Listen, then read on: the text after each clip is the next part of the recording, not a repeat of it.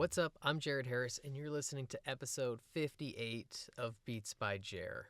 Today's episode is brought to you by Dropout Entertainment, the place to keep you in the loop with a vast range of independent Canadian artists of all genres.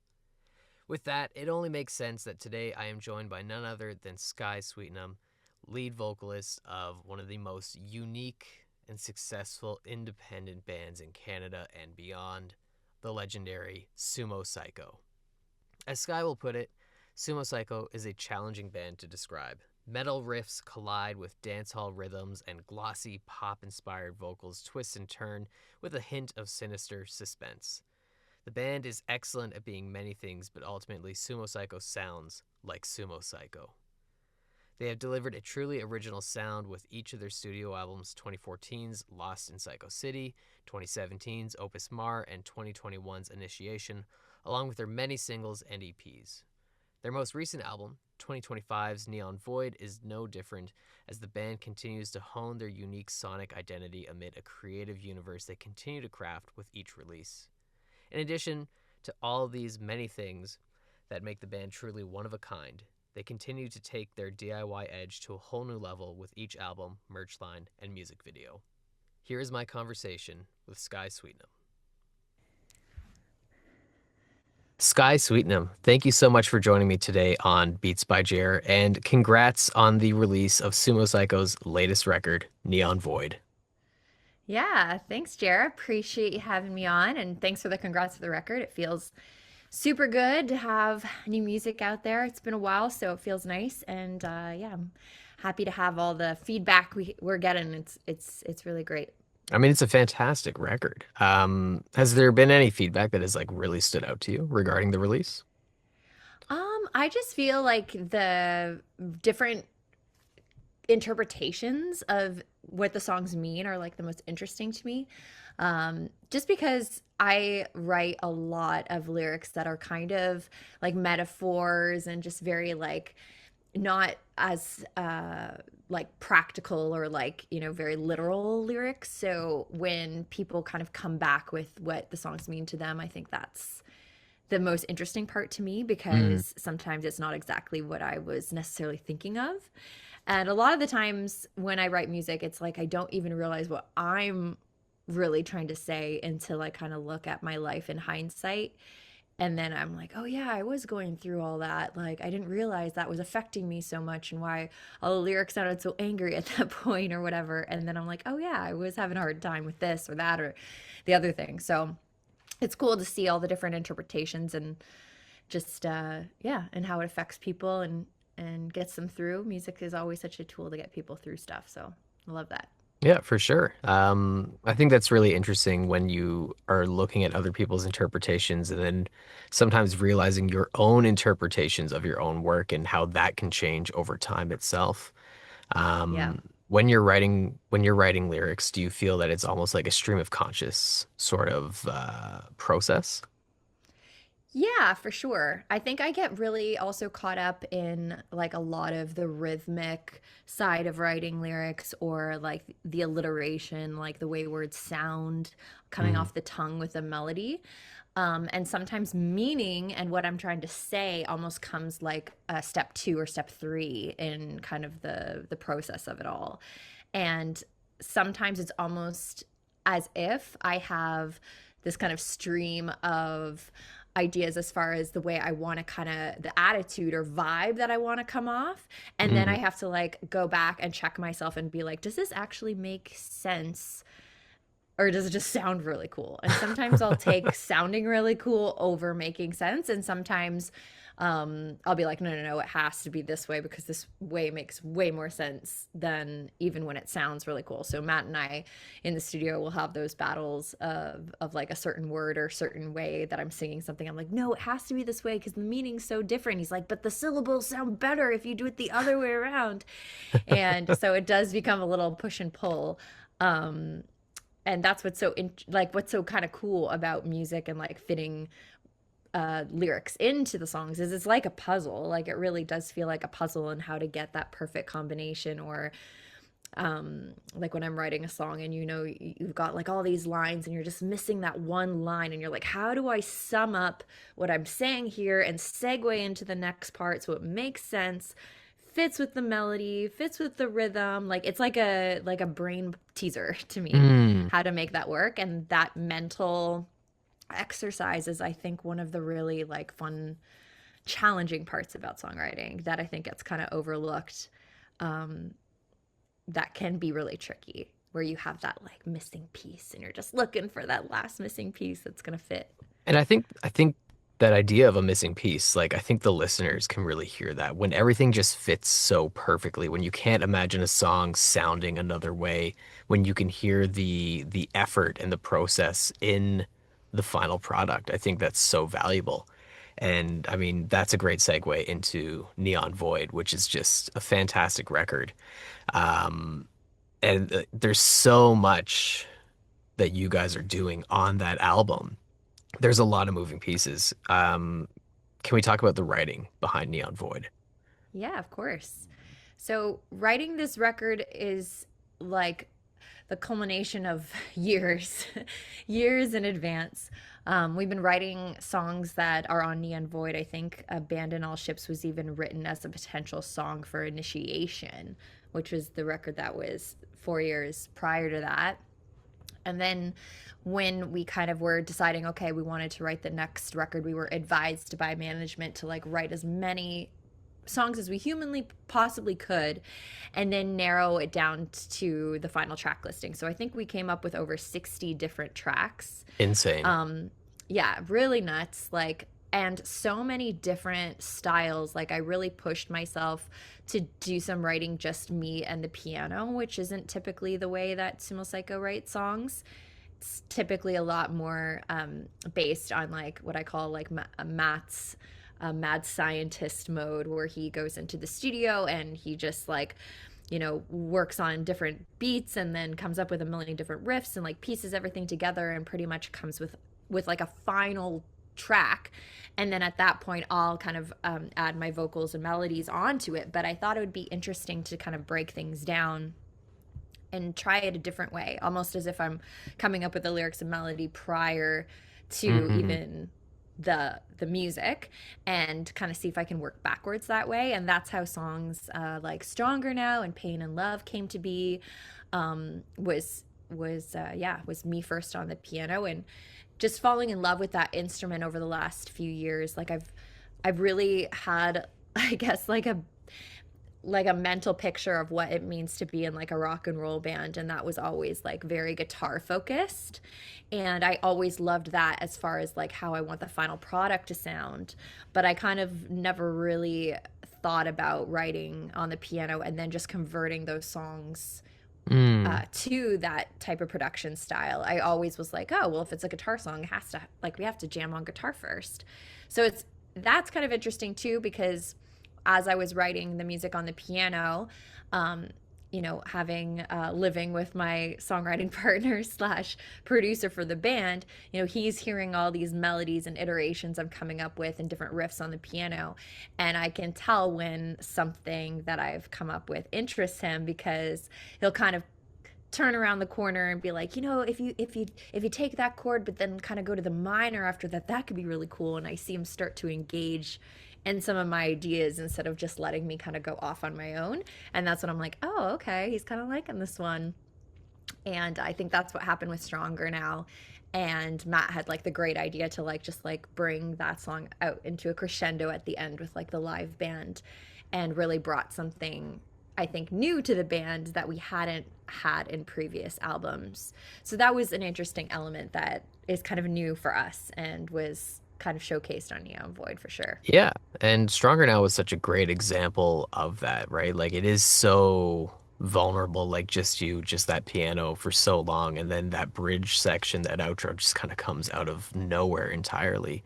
Was there like something when you talk about guitar music starting on guitar and then kind of making that realization that you can do that with piano and then making the bridge later, was there like something that sparked that inspiration? Was there some sort of like uh I don't know, like some form of influence that made you kind of like connect the two ideas together? Well, I think that was all Matt. Like, I had written the song from start to finish on piano just so that I could perform it, kind of get my ideas out. And then the production side, I think, of Matt, when he heard the song, his wheels started turning and he's like, oh, I can hear this kind of cool rhythm coming in and I could picture what I could do on guitar. And then he just kind of ran with that production wise, which was really cool because I felt, in a way, writing the songs on piano, like unsure if I was going down the right path for Sumo Cyco. I was Mm. spending time and effort learning how to play better, kind of coming up with like more interesting riffs than just like root chords. And I was spending a lot of time and effort into that aspect, purely out of like joy and just like curiosity, because I just love, when I'm in my zone and you're just being creative. I didn't know if that would ever result in crossing the threshold from being just like Skye singer songwriter moment to actually making the cut for a Sumo Cyco record. Mm. Um, and the fact that Matt was kind of, he could see the vision before I could of how to take it from a singer songwriter like piano song to the Sumo Cyco universe. And I think that that's what the key of everything that we do is, a combination of Matt and my like sphere of influence.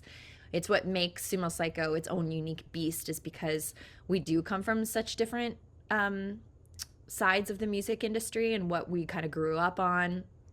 And I grew up on like Disney Disney musicals and like Cats and Les Mis, and my dad would play the odd like Genesis record, or we loved like the Cranberries in the house, or like Pat Benatar. But it definitely wasn't the type of like punk rock and metal that Matt grew up with. Mm. With his big brother being 10 years older than him and going to like all these cool rock shows and like going to see Ozzy Osbourne live. And he even got me a vintage t-shirt from back in the day that I still rock because it's so cool. Um, and like him growing up with like his brother's influence, but also being in like punk rock bands ever since he was in his teens, looking up to bands like NoFX and Rancid and that kind of thing.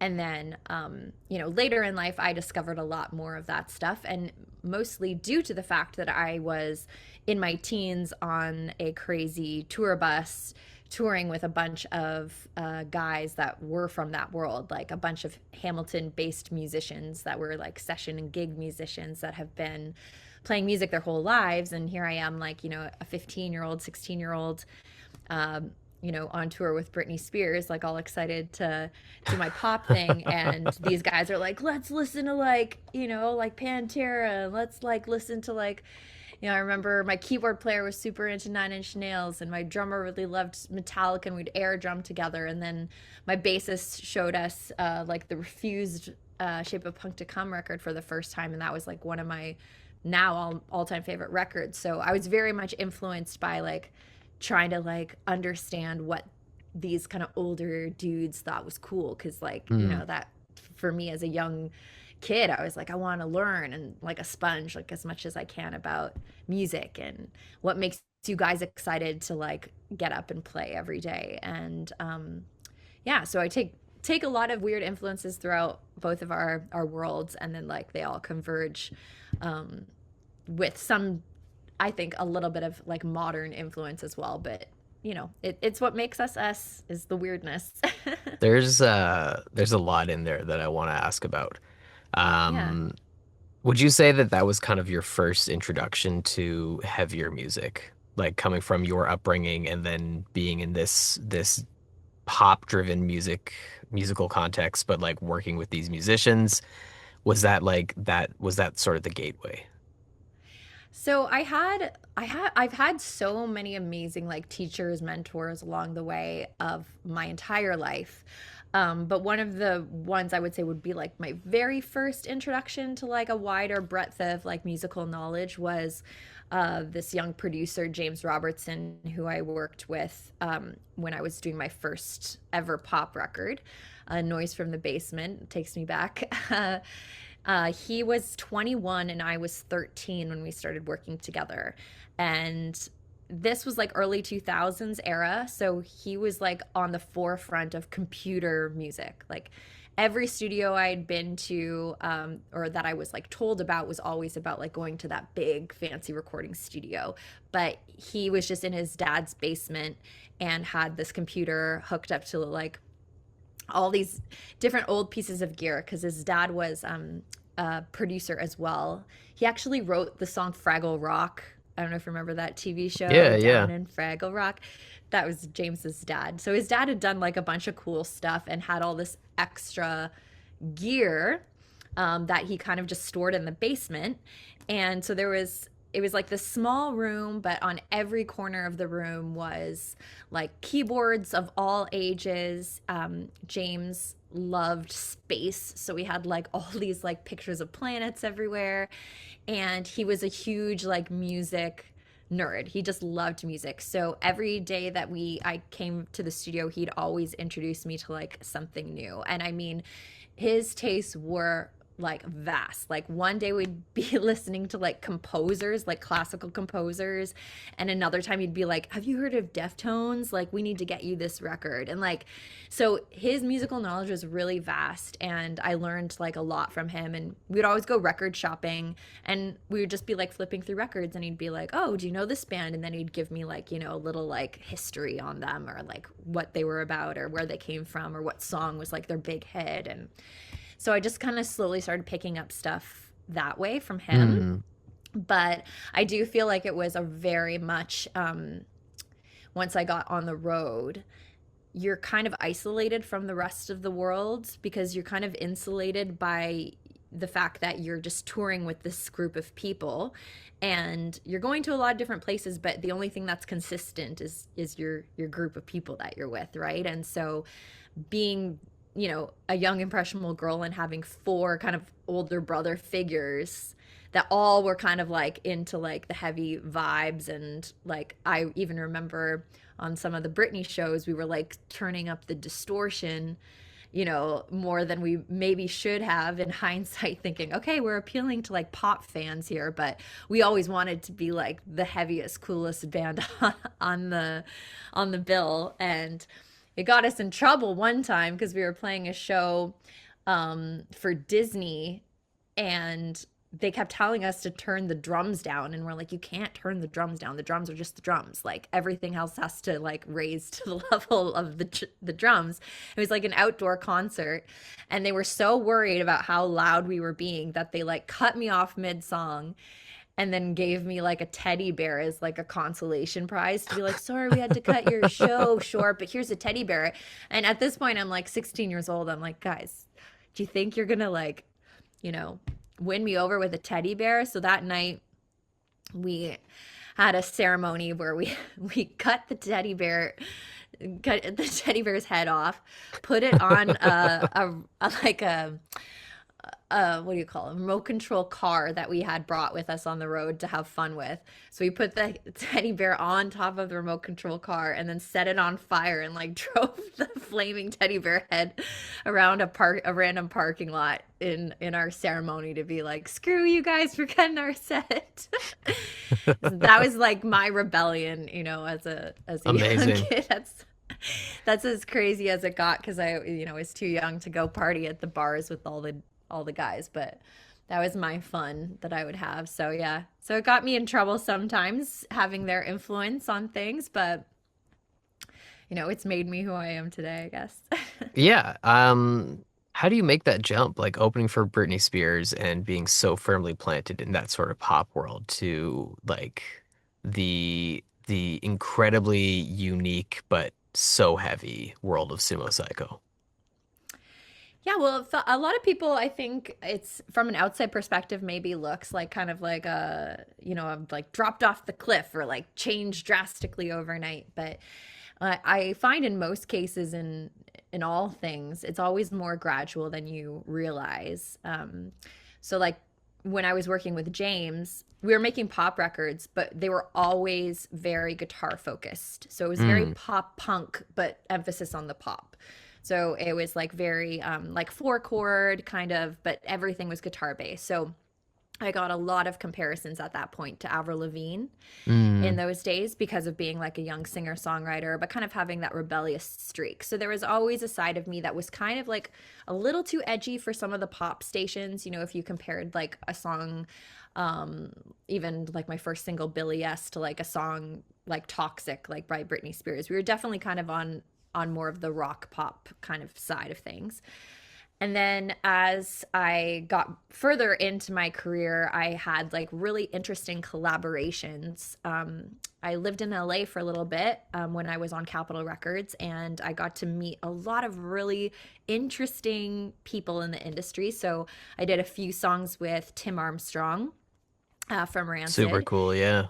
and got kind of introduced to his entire universe of DIY. And he is one of the most influential people for me as far as like a do-it-yourselfer musician. Like he really came up so much on his own, like just hard work ethic, creating community, making his own videos, like spray painting his own t-shirts. Like he really comes from a culture of just like do it yourself and get your friends and grab who you can and like let's make some art together. And I felt that even at that point when I was working with him, you know, he'd already had like major successes. He'd already worked on records with Pink and, you know, had done like a lot of really cool things in his career. So that was really influential for me and definitely got me kind of on that punk vibe. I got to perform with him a few times in the and Rancid. I got to do some shows with them, which was really awesome. And then I also got to work with people like Mark Hoppus from Blink 182. We wrote a song together. Never saw the light of day, but he kind of gave me that stamp of approval, you know, Mm. knowing that he was thought that my stuff was cool and wanted to do something together. So that was pretty awesome. Even working with this producer named Matt Wilder, who did the Tragic Kingdom album Oh, by No wow. Doubt. So I got to do write a bunch of songs with him and him giving me like, oh my gosh, you remind me so much of Gwen and that kind of stuff. I was like, oh, that's so cool. Like that's the best compliment you could have given me and really like helped me also kind of come into my own as far as like the edginess. Um, and I did my second record, my second pop record I wrote when I was 17 in LA. And the bulk of the record was written with a group called The Matrix, which was a songwriting trio. And they had done Avril Lavigne's Let Go record. And I was very skeptical when I started working with them because I was like, I'm getting so many comparisons to this artist. Like the last thing I want to do is work with the same team and then just be like Mm. a copycat of her. Like I want to have my own vibe.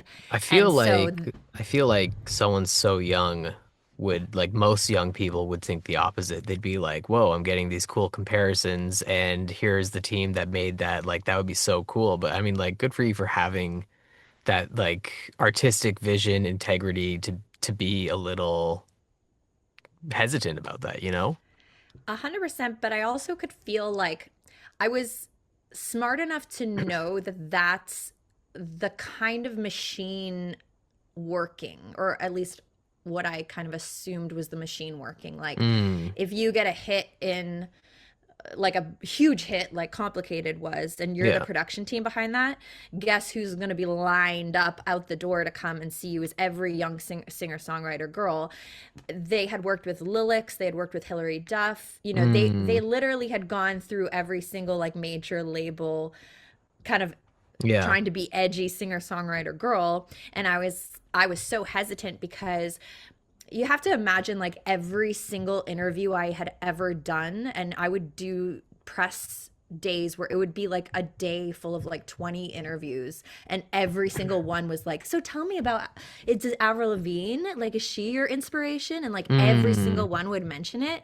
It got to the point where I was like, gag me with a spoon, like I don't want to say anything rude about this girl because she's doing her own thing, but can you please just let Can me we be talk about my me? music? Yeah. Yeah, yeah, exactly.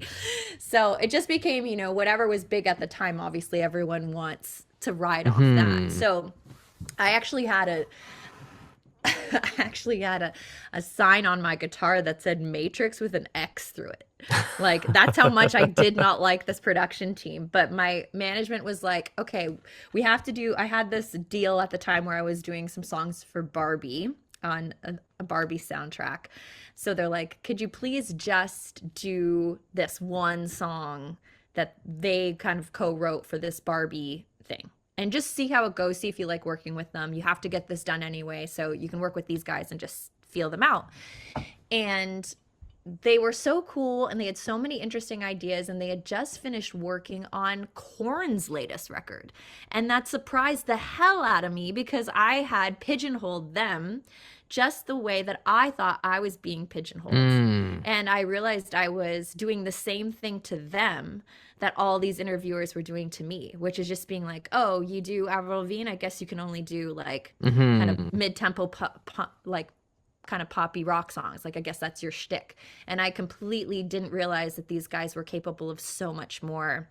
And they proved that to me on the second record because I absolutely fell in love with their production style. And they, Lauren, who was the female lyricist that I worked with a lot, was so uh, like careful and caring to really ask me like, what do you want to write about, like what is your inspiration. She wanted to get to know me, you know, and you can tell like that real care and making sure that the artist feels heard and that they are getting out of the sessions what they really want.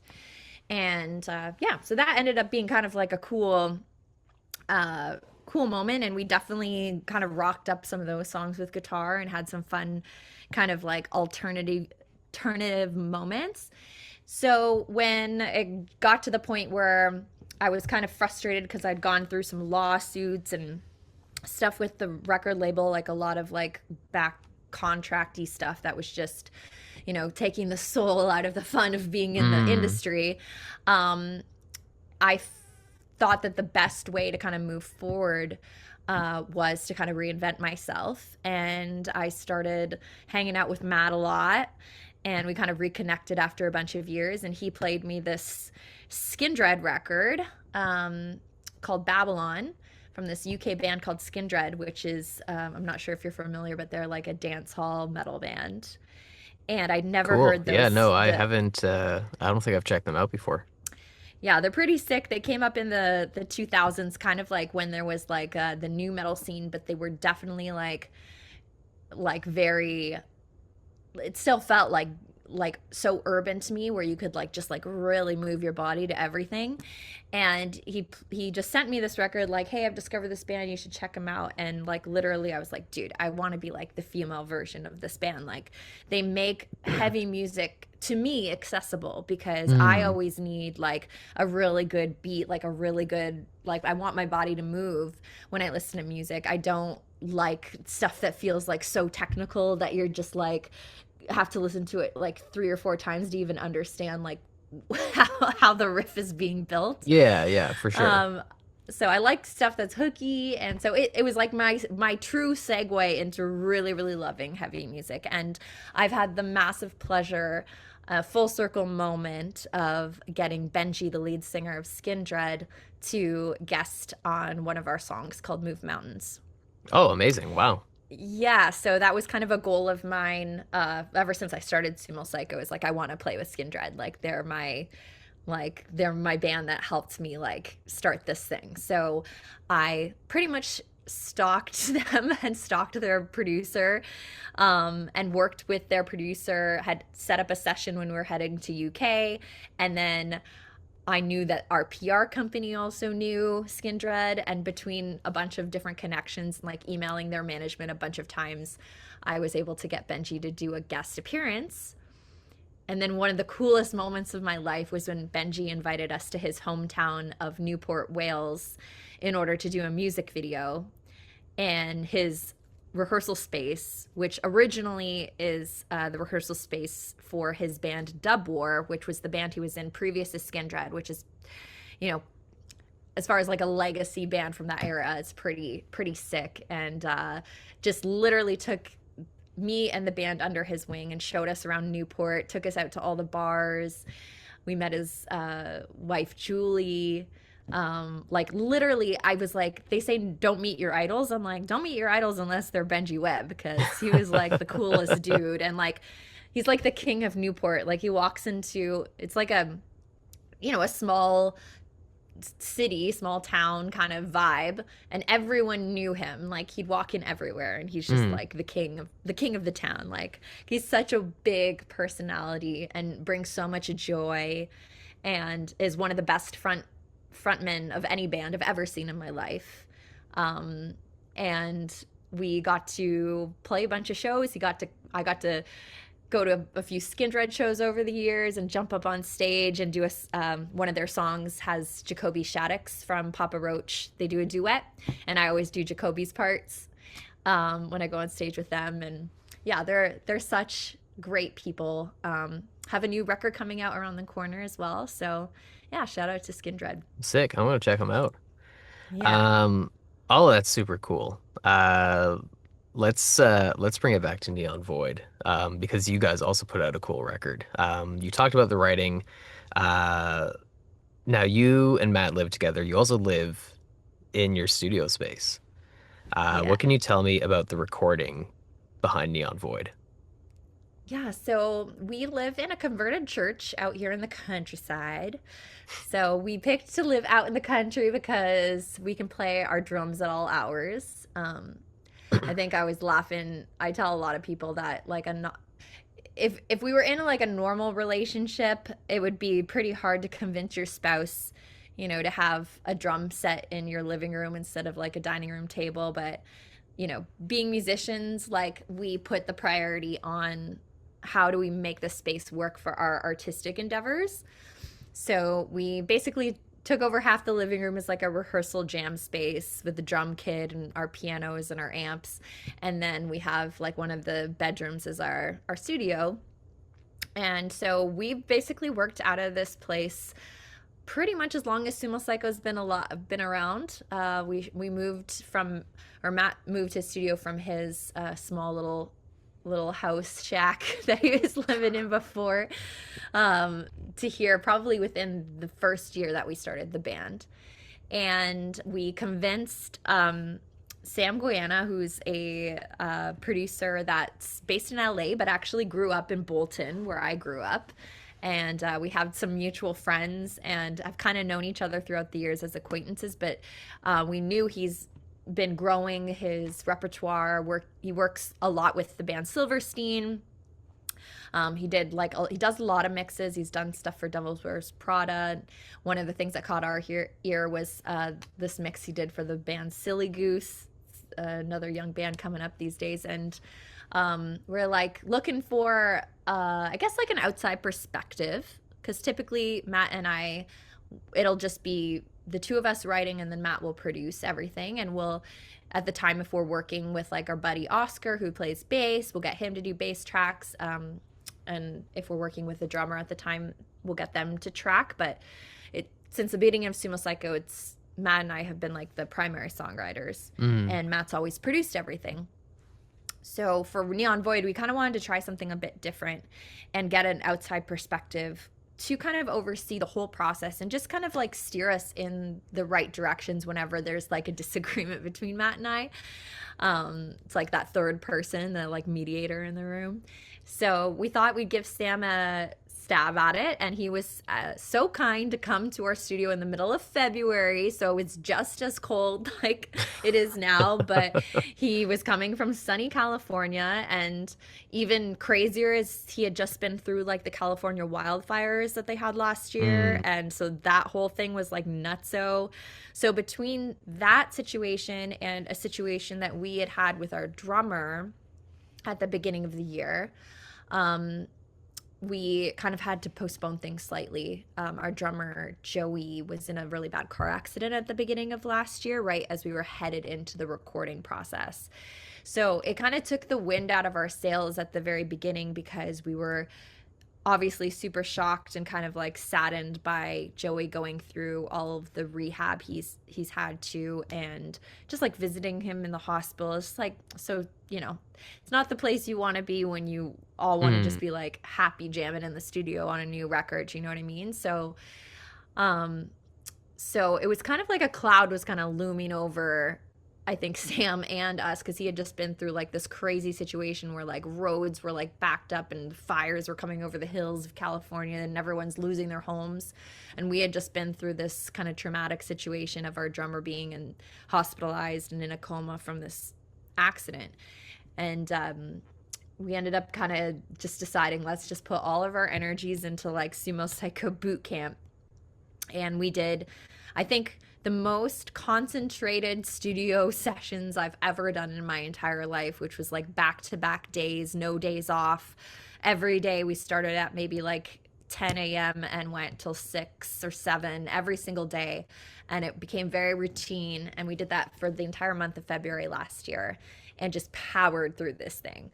So I'd never been in a situation where it was so, just to like respect Sam's time, obviously, is like so condensed. Yeah. Because working in kind of basement studios or home studios, usually there's a lot more kind of, just time to fuck around and like go out for dinner or like, whatever, let's like watch YouTube videos for a couple hours and like, just vibe out. But we were very focused. It felt very professional. We were just like in there, like going through each song. But I think that process also made the songs that we had written over such a long period of time finally feel like they were kind of all in the same place at the same time, all being kind of addressed with the same attention, and kind of like the cohesiveness of them came together a lot better because we were working like side by side and kind of feeling out song A next to song B and really kind of figuring out what this record was going to be. And yeah, just putting the right ingredients into this thing. And but it was an interesting experience working with Sam, and he did a great job. I think the record sounds really great. He mixed it as well as produced Absolutely. it. So yeah, he did awesome. So super stoked on that. Now, there are 12 songs on Neon Void. Earlier, you had mentioned that there were maybe 60 songs written. Yeah. How many songs were actually recorded during these sessions? Yeah, so we only recorded the 12 that made the record. Okay. So Matt and I, because we're in the, like, we kind of write and record essentially at the same time, especially songs that are written in, I guess, the traditional Sumo Cyco way, where Matt does like a bass kind of track, Mm, not meaning like bass, the instrument, but basically like a background track yeah, of yeah, all yeah. the music, drums, guitars, and then we'll do vocals. And a lot of the time, like the first session that I'm doing vocals ends up kind of being what ends up being the last final mixed product, with the exception of maybe me jumping in and fixing a few things last minute. But that's typically how we write music. Usually Matt doesn't even feel like he understands my vocal parts as I'm singing them in the air until I get on the mic. It's kind of like when I know that the mic's recording, it's like my performance goes from like a level, level 1 to level 10, because I'm like, Mm, oh, this is the take. And sometimes Matt doesn't even like the vocals I'm doing until I perform them properly on the mic. And then he's like, oh, I get it now. Like, because when you're just kind of, doing head voice, trying to get the scream ideas out, and then you fully like embrace it on the mic, it takes on there's its own there's life. a there's a definite energy to the record. Like it feels like you're performing in the studio. For sure. And that's the thing that was different with Neon Void, is because we had demoed out all of these songs previously in that way.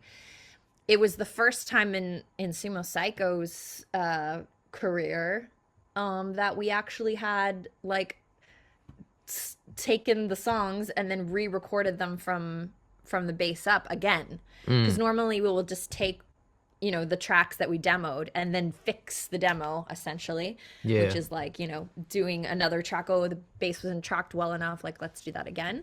But this was like, let's do it all from scratch from day one. So we knew how the entire song kind of sounded before we jumped into the studio, which is not the case in most of our sessions. So that was kind of cool because I listened to the demos so many times that I really honed in on what vocals I was stoked on and which parts I really wanted to do better at and what I wanted to change.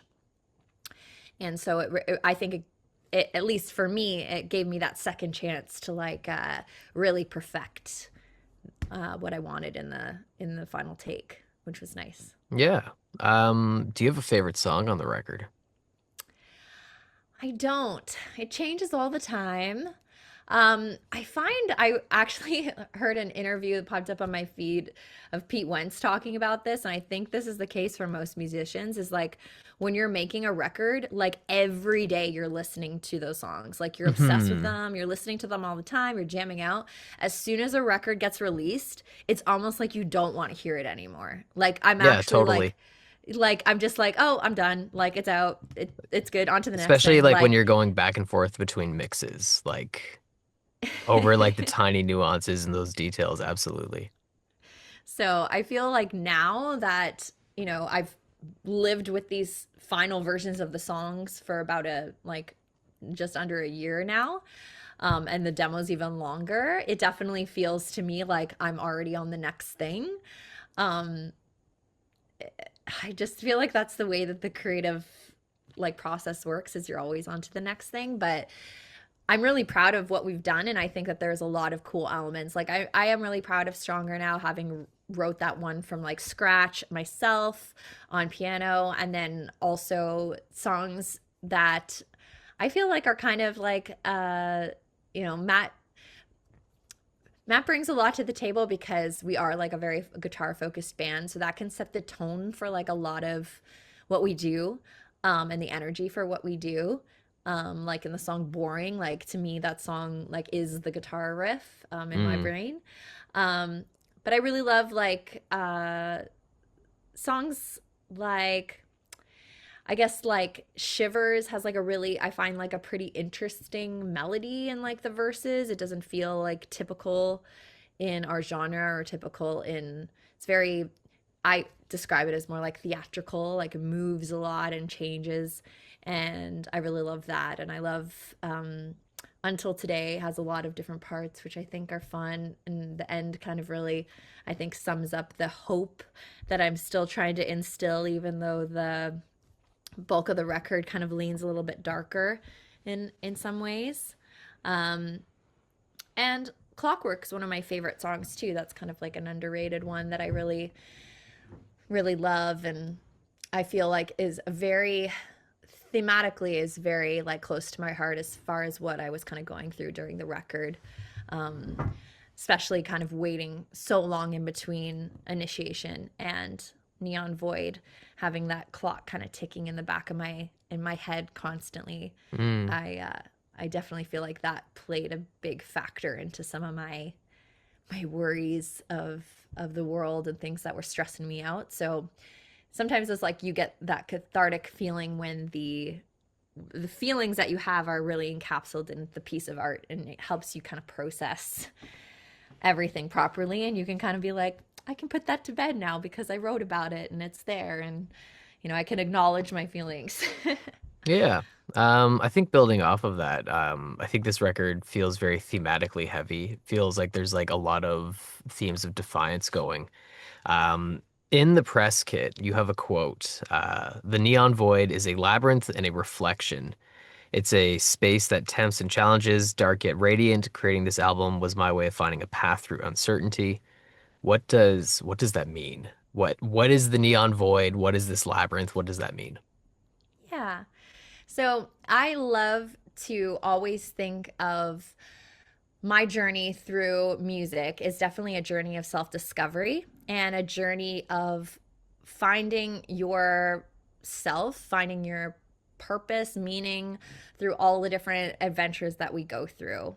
And I think everyone can relate to the feeling of constantly kind of like wondering what's next, what am I searching for, what do I need, who am I, why am I here, all those kinds of questions. And for me, I look at the journey of going through the different songs as kind of going through different demons that I have and kind of confronting them in different ways. Um, and so I look at the concept of Neon Void is kind of like purgatory to me. It's kind of like that dream state and in our world that we've created called Psycho City, where a lot of our music videos take place. The neon void is kind of the space in between the real world and your kind of fantasy world where you kind of wish you lived, where you have, you make all the rules. Mm. And the neon void is kind of coming to, I guess, like reconcile with some of the things that you wish weren't true, but you kind of got to accept in the world about the way the world is or about yourself. And so things like, and that's why I kind of use the maze or the labyrinth as the kind of theme that I worked all of the music videos around. I do think that the brain looks like a labyrinth for a reason. It's hard to navigate. Sometimes you have to go down like the wrong way to realize it's the wrong way and then have enough smarts to kind of know, okay, at this point I should probably turn around and try a different route. And I've always believed that the greatest war we will all wage is the war within our own mind. It's like battling the voice that tells you you're not good enough, or really being bold enough to just assert yourself as to what you want and how to deal with all these external factors to like be your truest authentic self. I think that's like one of the hardest things to do in life, is to really be able to truly know yourself and be able to rise to the occasion to live the life you want. And so that struggle, and it's not easy to do, is a lot of what I kind of write about as an overarching theme. Mm. And then each kind of song on Neon Void is like taking on different themes. So like Clockwork's about like, feeling like time's counting down. I don't have enough time to, get the goals that I want or to do the things I want to do in life because I'm keep getting older. As a woman, it's also like you start to lose, you're like, oh my gosh, I'm getting wrinkles and I'm not the kid I used to be. And it drives you nuts because my whole life I was so trained in like, oh, it's all about appearances and stuff. So like trying to shed myself of those kind of negative thoughts.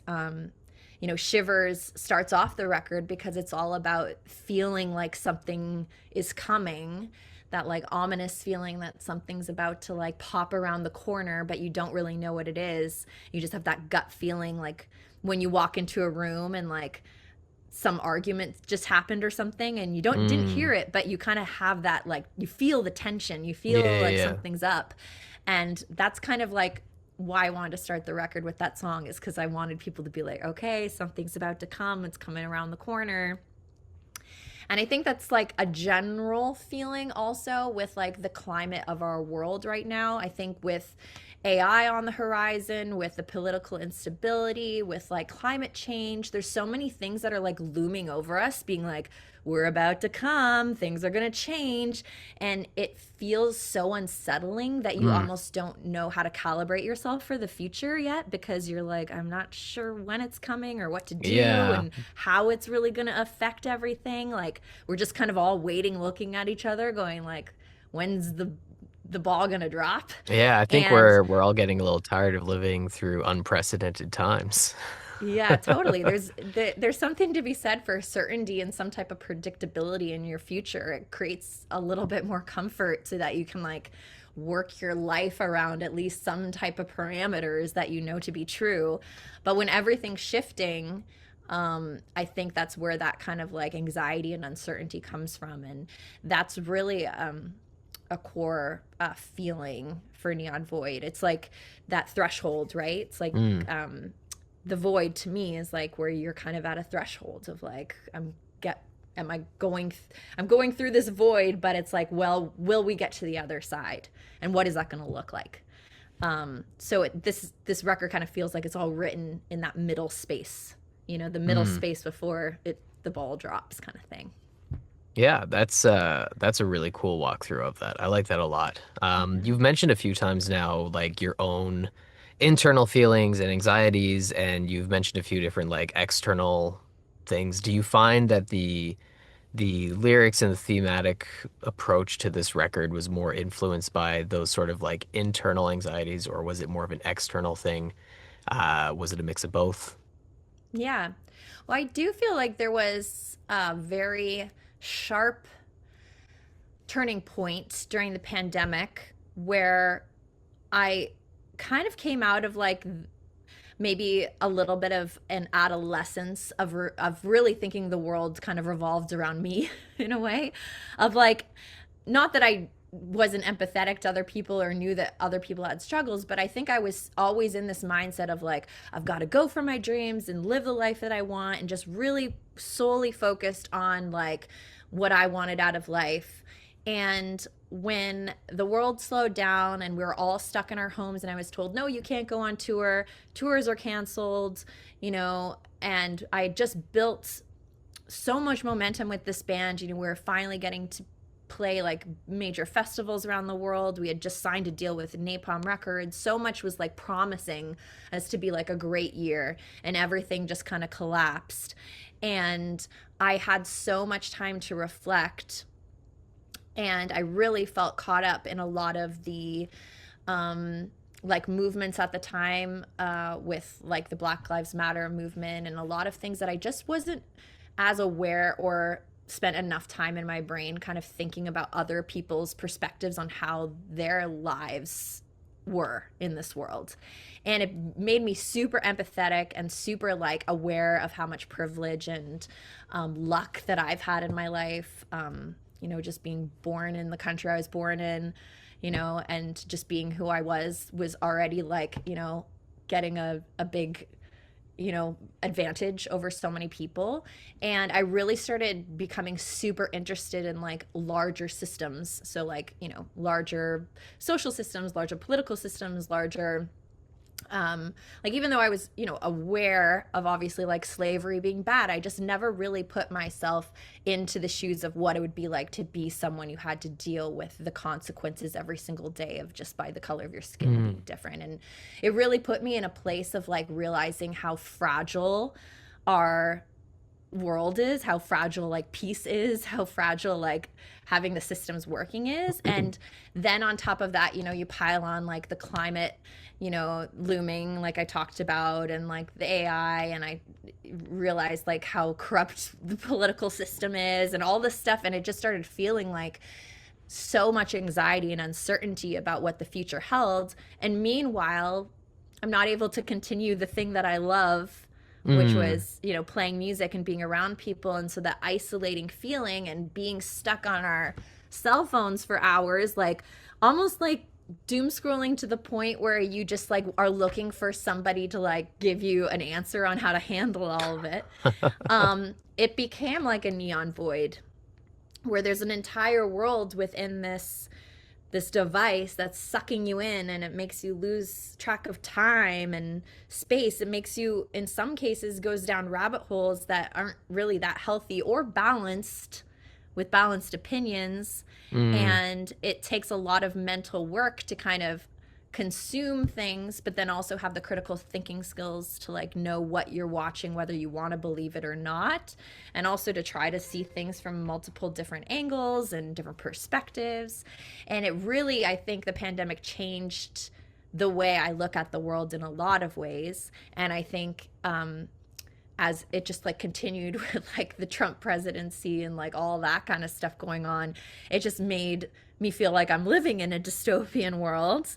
And I think that anxiety really crept into my work, and the things that I would write about, and feeling like the momentum that I had worked so hard my whole life to kind of build up could kind of go away in an instant with something that couldn't even be predicted, or I had no real say in, like a pandemic. It just made me feel for the first time in my life really like I had no real control over what my life was becoming. And I think that feeling kind of opened up this space to just think a lot of other thoughts, and to feel like a lot of different things that I'd never taken time to feel. And so, yeah, so it definitely, the exterior factors really crept in on this record. And I think it's harder and harder to escape to my own little world when I realize how important it is that we all are aware of everything going on, so that hopefully as we witness what we're going through, we can move through with that conscious sense of like what we need to continue to do to make sure that things don't get worse, they get better.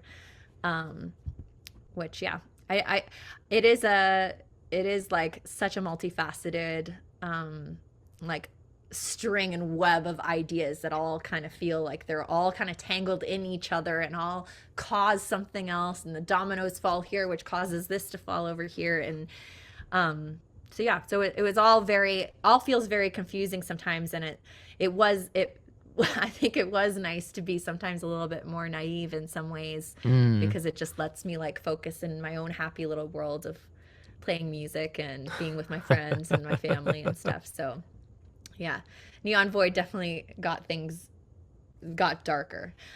Initiation kind of had a glimpse of that, and Mm. then I think Neon Void kind of took that even further down that rabbit hole. Yeah. Yeah. It feels like a darker, heavier record. Um, Now you've talked about your DIY ethos, right? It's at the core of Hmm. everything that you guys do. I have in my notes here what goes into a typical Sumo Cyco music video, but there's no such thing as a typical Sumo Cyco music video. Could you walk people through like the attention, the detail, the effort that goes in? Because when you say you make your own music videos, you literally from the ground up make your own music Yeah. videos. We do. So I started off like renting camera gear because my friend had a discount because she was at a like an art school, and so we would use her discount to like rent these professional cameras, and we made a couple of the first music videos, just like in my grandpa's basement. And I always had a side of me that loved film, and Matt comes from like he loves like B&C horror movies, like kind of like DIY ethic. Like usually filmmakers tend to start in the horror genre because it's a little cheaper to make than some of Mm. the other types of genres. So he really liked that. And I remember being on the road back when, because Matt used to play guitar for me when I was on the road with like Britney Spears and all of my pop days. And so he would always be searching every bargain bin for like the craziest movies he could find. And we would find all these very like amateur movies, as well as some of the ones like, Blair Witch Project, or like the original Evil Dead, that were just done on super low budgets but ended up just being so big as far as Yeah. like a cult classic. And we just loved thinking of all those little tricks that you can do in the movie magic of something that's super simple but makes it look like you have like a big budget. One of my favorite tricks that we use a lot is me and the fans call this bicycle seat that's attached to a mic stand, so like a weighted mic stand with a bicycle seat on top. And you can use this for many applications because you can sit on the bike seat and your feet don't touch the ground. So you can use it for any levitating ideas, any flying ideas, any falling ideas, anything where you want to be in midair. Mm.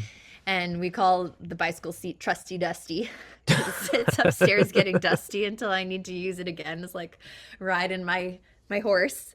Um, but yeah, like ideas like that, which are super cheap to put together, but like we were able to create like really cool visuals with it, are some of our favorite tricks. Um, but yeah, like I think we've always been a music video focused band. I feel like that's how we got our first start, was just releasing singles and music videos, and really realizing how much of a cult following we could find on YouTube by just posting things. And that came from, I started a YouTube channel when I left Capital and was able to nurture a fan base through like MySpace and YouTube back in the day, and was able to keep them engaged and on board. And I think it's like the earliest days of like social media and Mm. creating community, that I realized that's like the coolest thing, is when you don't need like so many middlemen in between you and the fans. You could just directly send them stuff. They can directly interact with you. And I loved that. So with Sumo Cyco, at the beginning, we weren't really a live band. Matt and I were just kind of some studio nerds that loved watching crazy horror movies and decided to like take some songs, make some crazy visuals with them, and throw it up online and see what happened. And it really was, I think, the beginning seeds of what we became. And it just became more cost effective to do the music videos ourselves. We could cut so many corners. We both had so many ideas visually and like concept wise that we weren't really lacking that. It was more of just like how practically we could make it happen.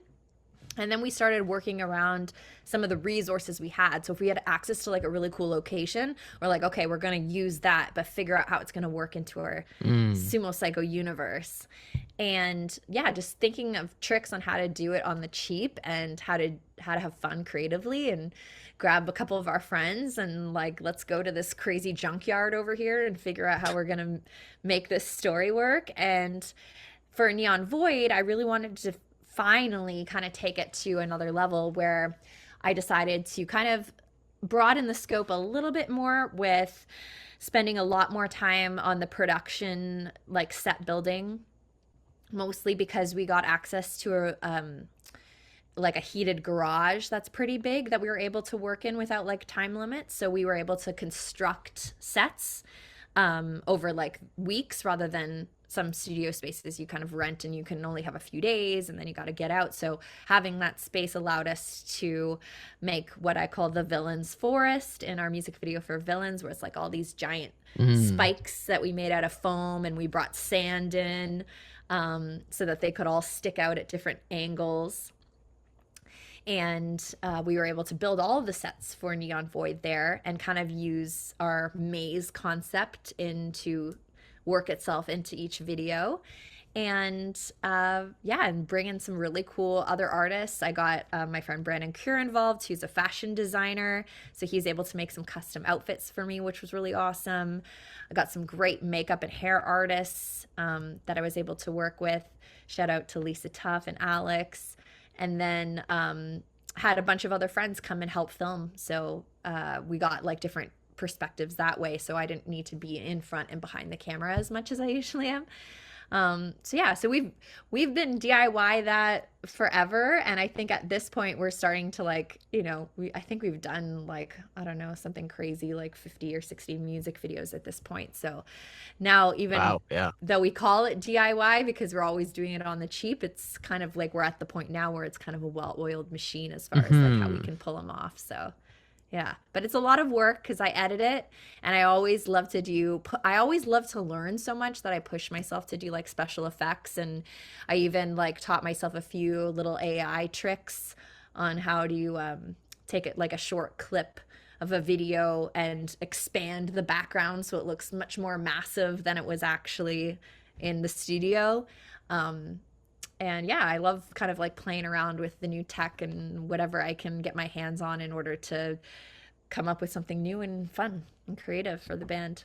Yeah, that's super cool. And you mentioned that there's like you use this massive space to create the labyrinth. How do the themes of Neon Void manifest visually in these music videos? Yeah, so I really wanted to take a journey through the record in chronological order of the way that the songs are released, not in the way that they're released on the timeline, if that makes sense. So Villains is the fourth song on the record, but we released it first. So it's like chapter 4 in the story. So we kind of jump in midway through. And so Villains is a very I wanted to make it as obvious and camp and ridiculous as possible, which was like really leaning into like the evil queen villain character that I become in the video. And I wanted her to feel kind of like a sorceress, that she can be anywhere at once and like take her head off and pop it back on. And you know, very much like a little bit of like influence from Jim Henson's Labyrinth with all the different characters that come about that kind of almost feel quirky and campy, you know, like they are puppets. So I love that. And So with villains, it's kind of like the villain's forest is kind of like really the first, um well, to me, the most kind of visually like stunning shot of just like all these different, what I call them, the spike forest, right, where it's got all these spikes coming out different angles. And the inspiration behind that set design was actually a competition that was put out, to different designers to show what they would imagine would be a monument of some sort or a sign of some sort to, um, tell future generations where nuclear waste is buried. So I know that was a mouthful. So basically, they were like, language has changed over thousands of years. It's hard to tell future generations, even with like, the Egyptian hieroglyphs, it like takes forever to interpret what they mean. But imagine we, buried nuclear waste somewhere. What would you put on top of the nuclear waste to tell future generations? Like, don't dig here. Like, bad stuff is below. So they put this competition out to all these different designers to be like, what would be some type of monument slash sign of some sort to like tell future generations not to dig there, right? That would last the test of time. If we had a huge flood or something happen, like we'd still want future generations to know this. Long story short, one of the guys proposed to make these like ominous spikes over top of the area that just looked really scary and that would be interpreted as scary in future generations because they're just so ominous and menacing looking. And one of the sketches I came across was like my inspiration for the villain's forest, which was like a field of spikes kind of thing. So like, don't go here. And so I think that in a weird way is kind of like through extrapolation, pretty deep extrapolation, but that's how my mind works, is like, what are the villains of today? Well, some of it in the future will be known as people that make a mark on our earth that will never go away for millions of years or something like that, like just the way that nuclear like waste will be there for millions of years. It's like the impact that people may have that will cause ripple effects forever and not necessarily the greatest ways. But yeah, it's like, for me, villains was very obvious, but songs like Shivers maybe not so much. Like for me, it was all about just kind of introducing people to the maze concept. And the first kind of phase that we go through is like these kind of sharp branches that I keep getting tangled in, as almost like an intro to the maze, being like, why are you going into this maze? Like, it's just a headache to try to navigate through like a bunch of branches that are constantly going to be getting stuck in your hair and on your dress, and like, don't go, this is not good to go here. But it's like the curiosity always wins, and I think that's same with me and the phone, right? As much as I like almost don't want to know the horrors of the world, it's like you can't look away because it's like, I need to know the truth. So it forces you into the maze, and as I kind of navigate through, I get stuck in this room of like silver reflections. And to me, that represents like the distortions of like not really knowing what's up or down or what's left or right anymore. And every time you look a certain way, you're getting like a distorted mirrored version of yourself.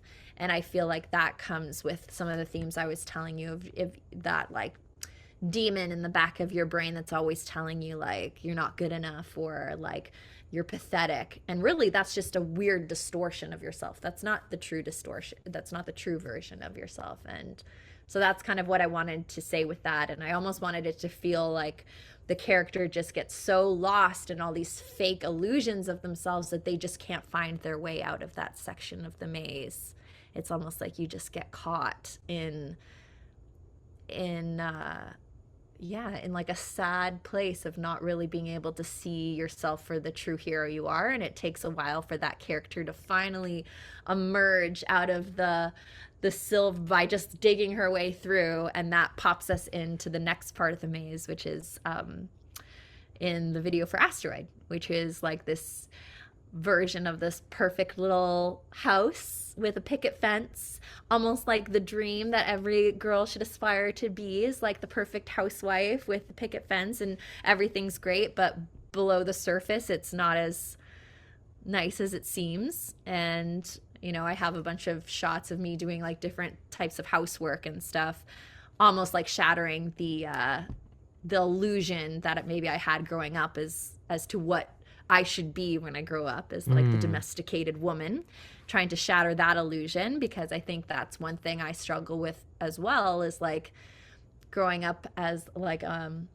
millennial. You're kind of taught you can do it all. You can be the career woman, you can have the house, you can have the perfect family, you can have everything, and realizing that like that's kind of like a crazy crazy lie that you're just told, that it's that easy to be that superwoman and that everyone should aspire to that, because it's, yeah, not everyone wants to be that perfect picture, and or can be. So yeah, that's kind of, I guess, a few examples of the different themes I kind of weave through. Yeah, Weave through the I record. love the conviction to the vision, right? The through lines and Thanks. the connection and the pre-planning and all of it. It's really well done. Thanks. Um, can we talk about initiation for a second? Like the Yeah, one sure. moment that wasn't DIY and Napalm Records. Yeah. Um, So go ahead. Do you have a yeah, further question with that? I was just gonna say, very curious as to the original motivation to try out a fairly sizable label, and then the motivation after doing that for a record, another great record, returning back to the DIY roots for Neon Void. Yeah. So I think with Napalm, like for us, it was a very like natural kind of progression with them. We had a few of the Napalm uh, employees kind of come out to a couple of the shows, really like it, pass the name around.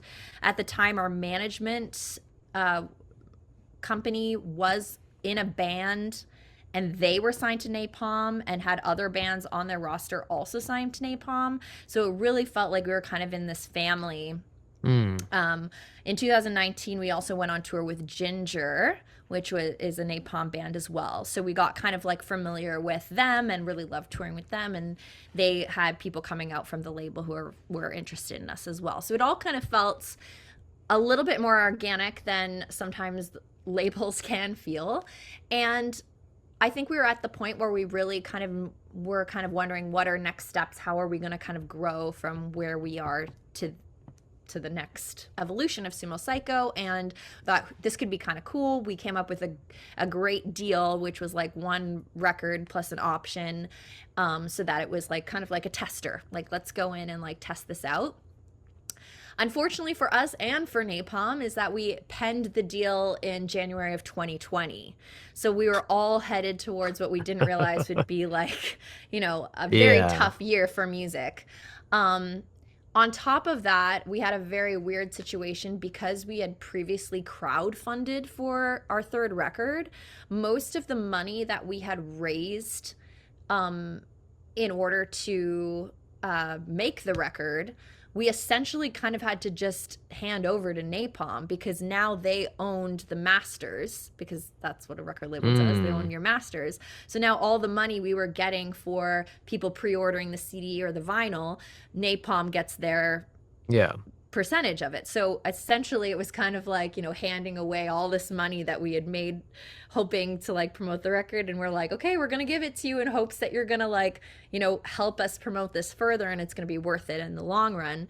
But it did cause a lot of like back end very confusing things where we kind of had a lot of things in place on how people were going to get their record and all that kind of stuff that we just had to shift around, which was part of the reason why it took a long time to get out, which was dealing with the fact that we kind of had this deal on the horizon, so we wanted to make it work, but we also had the pandemic to deal with, and we weren't really happy releasing in the middle of the pandemic, but they had their own schedule that the label needed to keep to, so we had to release in 2021.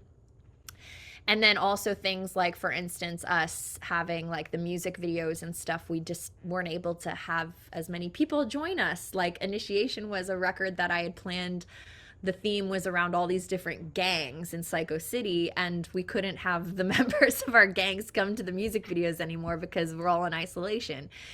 So it was like I got a, not just for us, but also for Napalm, like it probably wasn't our best.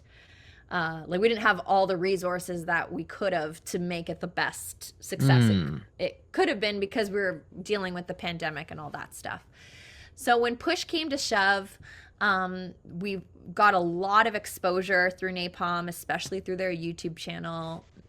Met a lot of their fans through that way, and they did do a great job with getting us kind of in the metal circles.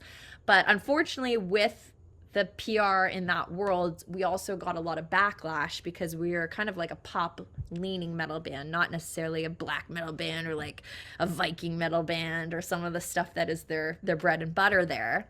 So there was a lot of like hate that came along with the release, which normally I would let roll off my back. But when you're living in the pandemic and your only window to the outside world is through comment sections and through technology, and there's a lot of negativity, it definitely was not healthy, I think, for me at that point. For just some of the comments and messages that I was sent, it just, it didn't feel like the fan base was as welcoming in some ways. So I think when we came to the next phase, we had already parted ways with our management. It just kind of felt like we weren't really offered that much beyond what we had gotten for the first record. And so much of the admin and things that I was doing, I was still doing all the music videos myself. I was still running the online store by myself. I was still coming up with like all the concepts for the artwork. Like essentially the only thing that they were doing was like doing the distribution and then having the PR and marketing arm under their wing. And with the fact that I know I could distribute in many ways myself, I just felt like we weren't getting enough value for as much money as we were giving away. And owning our own masters is something that's very important to us. So not having control over our own masters was frustrating as well. Luckily, we get them back in 2027, which is great.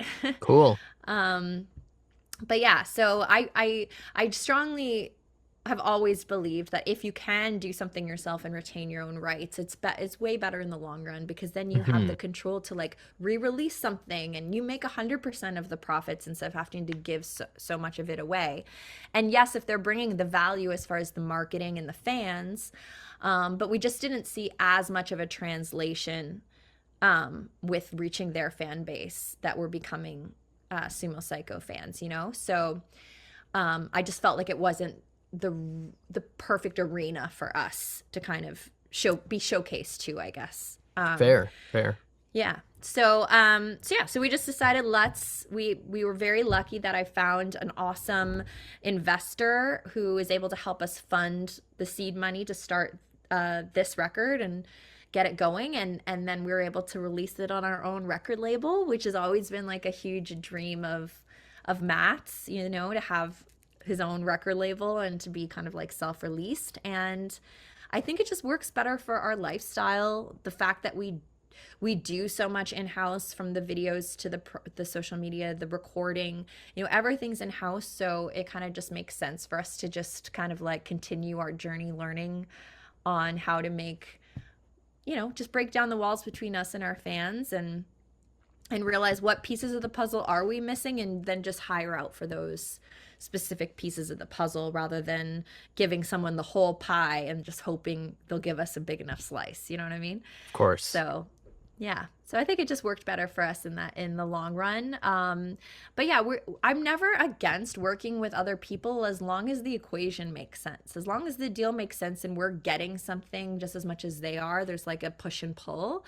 But I think it is very frustrating for artists, especially artists that feel like they're waiting for like a big break, that they think that the label will bring them all the ingredients they need to like finish the picture for them. I think it's really important that bands like take on more responsibility to like just be the thing you want to be rather than looking for someone to fill in the gaps. Because no matter what amazing label you get, they're just not going to know you and your fans the way you do. They're not going to know your vision. They're not going to know, even like PR these days. Yes, you can get on a bunch of big magazines social media feeds, but there's just as many independent creators out there that would love to feature your band if you just reached out to them personally, and they're just like you. Like, they're just their own artist that's doing whatever they love, whether it's a podcast or whether that's a blog or a Spotify playlist. And if they have created their own fan base, I mean, they're just as valuable to be featured on as some of the big names in the industry that used to be like the main magazines and stuff. But nowadays it's like the creator economy is just as big, if not bigger, than some of those legacy names. So you're going to get more mileage in creative thinking that works specifically with you and your brand than you are if you just kind of leave it in the hands of like just going through the motions and the check marks and the boxes. So I realize more and more the industry is like every other industry, and it only works for them if they're getting more than what they have to pay for. So if the equation doesn't work out for them, then you're not going to be a priority either. And what breaks my heart is a lot of bands kind of buying into the fantasy of a label and then getting stuck in like multiple like deals where it's like they own you for basically 7 records or something, and you can't escape. Essentially, like, you're stuck with this company no matter how long it takes to make those records, whether it's going good or wrong.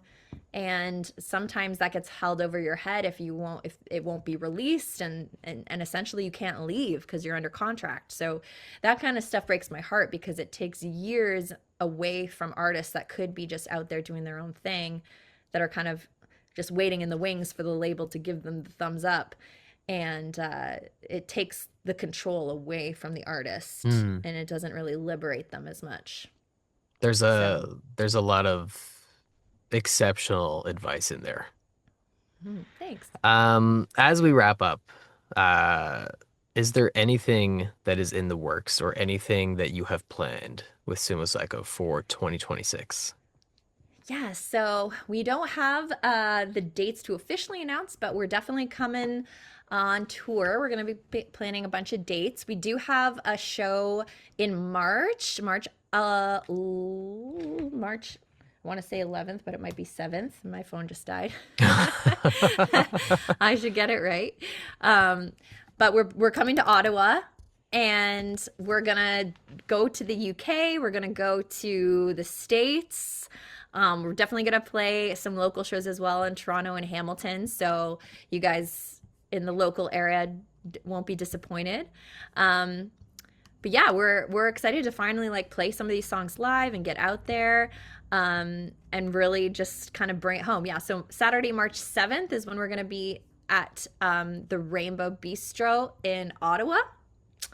And that's with a Feral Femme Fest in honor of Women's Day. So there's going to be some sick female artists and bands playing. And then we're just excited to gear up for some more touring. And then we're also, fingers crossed, going to have a deluxe release of Neon Void as well, probably coming out in the spring. So amazing. Yeah, that's exciting. Yeah. Cool. Lots to look forward to. The question I like to leave everyone with: what are your 3 desert island records? Oh yes. Okay. Well, I do really like, if I'm feeling good vibes, motivational vibes on the island, I think I would do like a Bob Marley greatest hits or something. So we have our island vibes.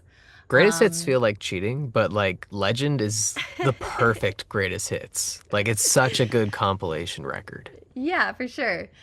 We could go with that. Also, as a runner-up to Bob Marley, Matt and I really love Harry Belafonte. He's a great island vibe did the very famous song in Beetlejuice, "Jump in the line, shake your body on time." Okay, I believe you. We love that one. Um, and then I don't know, like I would say, I've always said my go-to is Tragic Kingdom by No Doubt because I really love that record. Mm. But I don't know, I feel now that I'm not sure if it would be my all-time favorite as much as it used to be. I'm feeling like maybe because we talked about Skindred, I'm thinking Babylon would be a cool one to bring with me. Um, because I love Skindred. So maybe that would be on my list. But I don't know, sometimes a little bit of nostalgia could be great. Like some of the records I grew up with when I was a kid, maybe throw in like a wild take, like, like a soundtrack to like maybe the Tank Girl soundtrack. There's a movie I love called Tank Girl, based off of the comic book Tank Girl that was Jamie Hewlett and Alan Martin. And Jamie Hewlett went on to do the Gorillaz artwork. So he's a great Cool. artist. Yeah. But yeah, the soundtrack for Tank Girl has like Bjork's Army of Me, which is like one of my favorite songs. In fact, speaking of Army of Me, there's another band I love called Skunk and Anansie out of UK, and they did a version of Army of Me that's really sick. Um, but yeah, maybe I'll go with the Tank Girl soundtrack, and then I'll go with Animal Alpha, which is another obscure band that inspired Sumo Cyco. They have a record called "You'll Pay for the Whole Seat, but All You'll Need Is the Edge," and that's a sick record from start to finish. And the lead singer, I think her name's Agatha, if I'm not mistaken. Her vocal styling and rhythm and texture of her voice is a massive inspiration to Sumo Cyco. And we heard one of those songs on a soundtrack, and immediately had to find the artist, and which is another cool full circle moment because it was on a video game called AVX, which was like where you have like dirt bikes and four-wheelers and Mm. you race them around. And This Sumo is like way Cyco, back. I think I know this game. yeah, they just came out a couple years ago with a new version called MX versus ATV Legends, and Sumo Cyco's Sun Eater is on the soundtrack to that video game. Sick. So maybe it'll happen. Like, I always like to think of my career as like, you never know what inspiration, if you put your art into the world, who will take inspiration from it. Mm. And just like I grabbed that song off that soundtrack and like fell in love, and it influenced creating Sumo Cyco, who knows what other kid is listening on the video game to Sumo Cyco song, and they'll go off and create something cool that may or may not be inspired by that. And that's just like me kind of like passing the torch on, from the other artists that passed it to me. You know what I mean? I kind of love thinking about the ripple effect of just what putting art into the world can do. You never know who will be listening to it in the future. That's such a poignant note to end on, considering the doom and gloom of the record. That's such a hopeful message. I love that. Thanks. Yeah. Um, well, thank you very much for joining me today on Beats by Jer. It was a great conversation. Thanks so much. I appreciate you, Jer, and hope you have an awesome rest of your day. You too. Thank you for tuning in for my conversation with Skye Sweetnam. Neon Void is available across all digital music platforms with physical copies, CDs, and multiple vinyl variants, being able to be purchased at sumocyco.com. Join me in another 2 weeks for an all-new episode of Beats by Jer. I'm Jared Harris, and this is Beats by Jer.